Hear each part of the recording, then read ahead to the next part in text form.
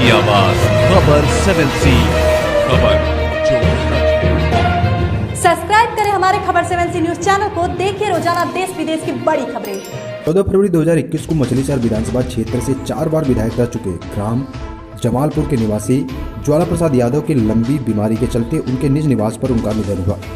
लोगों ने शोक भी जाहिर किया और शोक सभा में उपस्थित मछलीशहर विधानसभा के विधायक जगदीश सोनकर व दूर दराज के क्षेत्रीय लोग उपस्थित रहे।